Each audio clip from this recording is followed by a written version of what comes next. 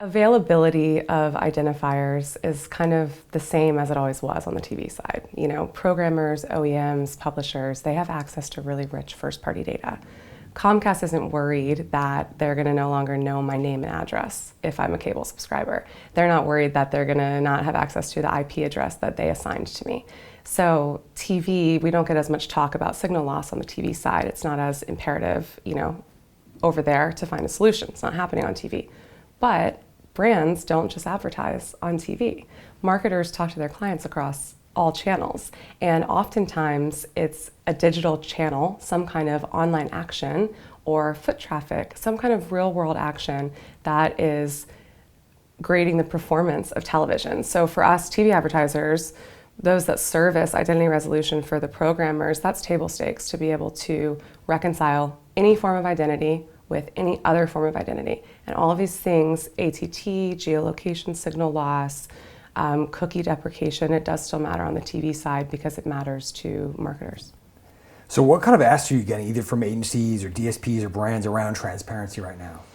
Yeah, we often get asked by customers for more transparency in identity resolution. So if we're doing onboarding or matching for them, they want to be able to see the confidence level of our matches or our householding methodology, or they want to be able to control the number of hashed emails associated to a person level ID.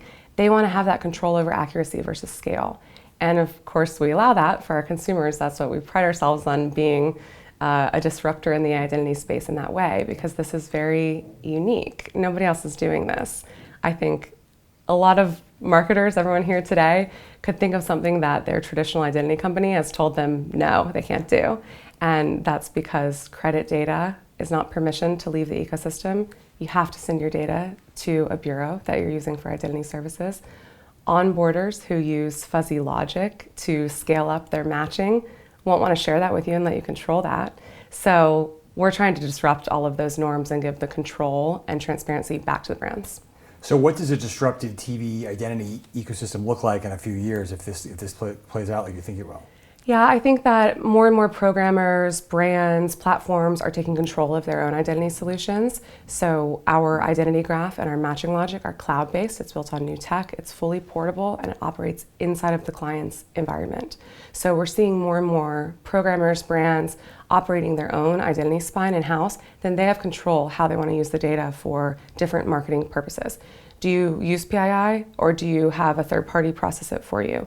Do you pseudonymize all your first-party data and then you can transact without sending any consumer data out? I think we're seeing a shift to the programmers and the brands being able to make that decision rather than a credit bureau. What happens if regulators go after this market the same way they are in digital advertising? Yeah, so great question. Our identity graph is built with flexible tech that can pseudonymize PII, so you don't have to work with it if you don't want to. Everything can be done on a match key. And that's not new per se. We've been crosswalking in the TV space for a long time, talk about a really regulated industry, you know. But I think working with partners whose tech is flexible, who have the ability to do everything on a match key, then PII can get legislated out of business tomorrow, and it doesn't cut your solution at the knee. You can do everything you were doing before on a pseudonymous key.